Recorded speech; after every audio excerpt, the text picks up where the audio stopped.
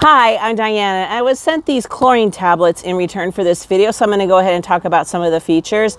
Now, they also sent me these gloves because safety first, right? This is a 20-pound container. They come in different sizes. These are the 3-inch swimming pool tablets. They're going to kill bacteria and algae, and they're very slow dissolving, and they're going to last up to 1 week each tablet. And it just twists open. It has a little kind of mechanism where you push in. What they've done is they've made this very handy. It's very professional. They don't just throw the tablets in here. They put them in these capsules. And that makes it really easy for some of the different filters you might be using to dispense this.